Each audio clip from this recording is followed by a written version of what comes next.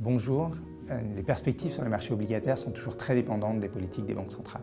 Aux États-Unis, la Fed est un petit peu à la croisée des chemins. On sait que l'effet des hausses de tarifs peut être une hausse de l'inflation qu'ils ont mis en avant dans leur scénario, et en même temps, ces ponctions tarifaires ont déjà réduit un petit peu la demande et donc devraient avoir un impact sur l'emploi.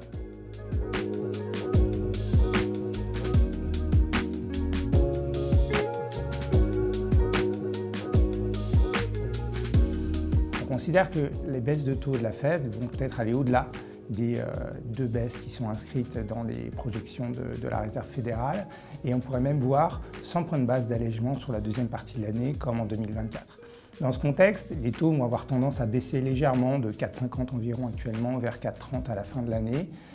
Un peu moins que l'allègement des taux courts à cause de la problématique budgétaire qui est un vrai sujet pour les marchés de taux, et on l'a vu dans la hausse des primes de risque sur les parties longues aux États-Unis, mais un petit peu partout dans le monde ces derniers temps.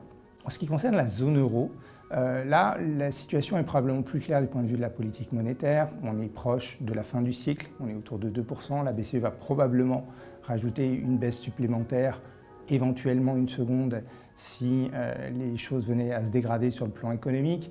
Mais on pense vraiment qu'on va rentrer dans une phase prolongée de statu quo qui va contribuer à atténuer la volatilité sur les parties longues, le Bund qui devrait rester autour des 2,50, 2,60 d'ici la fin de l'année.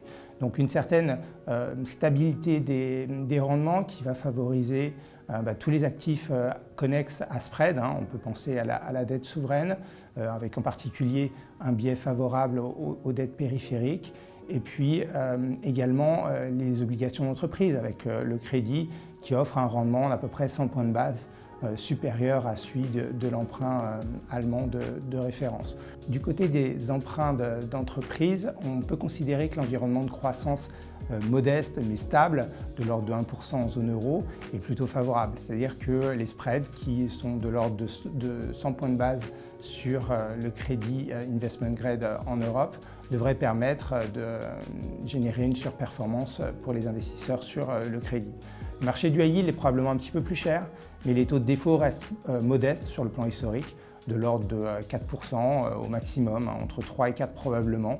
On aura peut-être une légère dégradation des spreads sur la deuxième moitié de l'année, mais cette dégradation n'empêchera pas le high yield d'avoir tendance à surperformer les autres classes d'actifs sur la deuxième moitié de l'année.